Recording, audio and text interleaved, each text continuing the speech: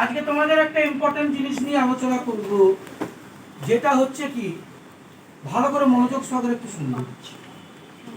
কাউকে কোনো কিছু করতে হবে বোঝাতে আমরা সেখানে ব্যবহার করছিলাম সাবজেক্ট যুক্ত হ্যাভ অবলিক হ্যাড যুক্ত টু যুক্ত ভি1।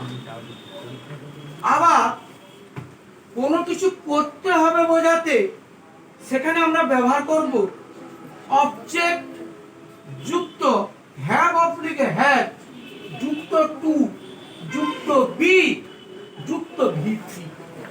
কিরকম পার্থক্যটা একটু বোর্ডের দিকে সবাই তাকা। আমাকে তোমার ভাইকে কিছু টাকা পাঠাতে হবে, আমাকে পাঠাতে হবে, তাহলে আমাকে পাঠাতে হবে আই হ্যাভ টু। পাঠানো ইংরেজি কি সেন্ড, তার কিন্তু মূল ভাব। তাহলে I have to send, I have to send, তাহলে আমাকে পাঠাতে হবে কি, কিছু টাকা, সাম মানি, কিছু টাকা তোমার ভাইকে, to your brother, to your brother. কিন্তু পরের বাক্যটা লক্ষ্য করো, এই বাক্যে কিন্তু কোনো কর্তা নেই। দেখো তুমি, কিছু টাকা পাঠাতে হবে তোমার ভাইকে, তাহলে এখানে কিন্তু ছিল কি না, আমাকে তোমার ভাইকে কিছু টাকা পাঠাতে হবে, এখানে আমাকে কর্তা ছিল, এখানে কিন্তু কর্তা নাই।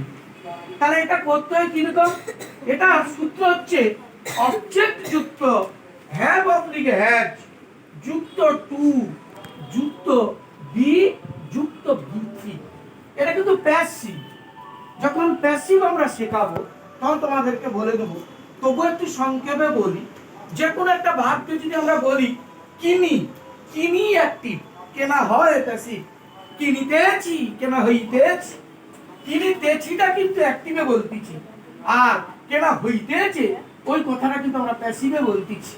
কিনিয়াছি, কেনা হইয়াছে, কিনিয়াছিটা কিন্তু অ্যাক্টিভে বলতেছি, কেনা হয়েছে কিন্তু এটা আমরা প্যাসিভে বলতেছি। কিনিয়াছিলাম, কেনা হইয়াছিল, কিনিতেছিলাম, কেনা হইতেছিল, কিনব, কেনা হবে। একটা অ্যাক্টিভ একটা প্যাসিভ। তো তোমরা ছোট, তোমাদেরকে প্যাসিভ ভয়েস এখনো শেখানো হয়নি। যখন প্যাসিভ ভয়েস শেখাবো তখন আমরা জিনিসটা বুঝিয়ে দেবো কিভাবে। তো এটা কিন্তু প্যাসিভ একটা। তাহলে কিছু টাকা পাঠাতে হবে তোমার ভাইকে, তাহলে এখানে সূত্র অনুযায়ী কি বুঝবে, অবজেক্ট। অবজেক্ট কোথায় বুঝছে না, কর্তা ভার্বকে কিবা কাকে দিয়ে প্রশ্ন করলে যে উত্তরটি পাওয়া যায় সেটাই হবে অবজেক্ট। কি পাঠাতে হবে না, কিছু টাকা, তাহলে কিছু টাকা হলো অবজেক্ট। তাহলে সাম মানি, কিছু টাকা ইংরেজি সাম মানি, কিছু টাকা। এবার কি সূত্র অনুযায়ী কি বুঝবে, সাম মানি, তাহলে কি হবে হ্যাঁ, তারপর কি বুঝবে টু, তারপর কি বুঝবে বি, তারপর কি না ভার্বের তৃতীয়। তাহলে পাঠানো ইংরেজি কি সেন্ড, তার তৃতীয় কি সেন্ট, এসিএনটি। তার মানে কি দাঁড়ালো, কিছু টাকা পাঠাতে হবে কাকে, না তোমার ভাইকে, to your brother, to your brother. তো তোমরা এইভাবেই একটু মনে রাখো, কাউকে কোনো কিছু করতে হবে বোঝাতে তোমরা সেখানে ব্যবহার করবে সাবজেক্ট যুক্ত হ্যাভ অবলিক হ্যাড যুক্ত টু যুক্ত ভি। কিন্তু কোনো কিছু করতে হবে বোঝাতে সেক্ষেত্রে তোমরা সূত্রটা প্রয়োগ করবে অবজেক্ট যুক্ত হ্যাজ অবলিক হ্যাভ যুক্ত টু যুক্ত বি যুক্ত ভি। তাহলে কিছু টাকা পাঠাতে হবে তোমার ভাইকে, তাহলে some money have to be sent to your brother. এবার যদি বলি গাড়িটা বিক্রি করতে হবে, গাড়িটা বিক্রি করতে হবে, তাহলে কি হবে, the car has to be sold. গাড়িটা মেরামত করতে হবে, the car has to be repair. এটা করতে হবে, ওটা করতে হবে, সেটা করতে হবে, কোনো কিছু করতে। কোনো কিছু করতে হবে বোঝাতেই আমরা ব্যবহার করব অবজেক্ট যুক্ত হ্যাজ অবলিক হ্যাভ যুক্ত টু যুক্ত বি যুক্ত। তাহলে এই পার্থক্যটা কি বোঝা গেল? একটা কথা কান খুলে শুনো, কাউকে কোনো কিছু করতে হবে বোঝাতে তার সূত্রটা কিন্তু আলাদা, আর কোনো কিছু করতে হবে বোঝাতে তার সূত্রটা আলাদা। কাউকে কোনো কিছু করতে হবে বোঝাতে তখন তোমরা ব্যবহার করবে সাবজেক্ট যুক্ত হ্যাভ অবলিক হ্যাজ যুক্ত টু যুক্ত ভি1।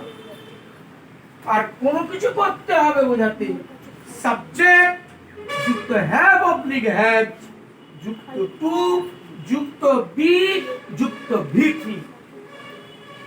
বুঝতে পারছো না জিনিসটা?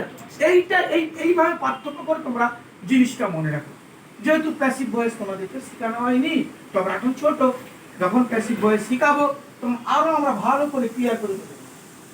তবু একটা মনে রাখবে, ঘরে গিয়ে একটু অ্যাক্টিভ প্যাসিভের পার্থক্যটা একটু তোমরা নিজের একটু চর্চা করো।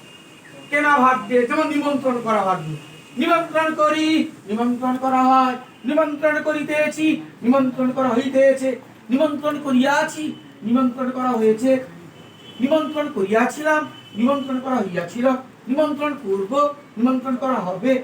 অ্যাক্টিভ অ্যাক্টিভ এইভাবে ঘরে গিয়ে একটু প্র্যাকটিস করছো তুমি, তাহলে জিনিসটা মনে থাকে। এখানে আপাতত এইটুকু মনে রাখো, কাউকে কোনো কিছু করতে হবে বোঝাতে তার সূত্র আলাদা, আর কিছু করতে হবে বোঝাতে তার সূত্র।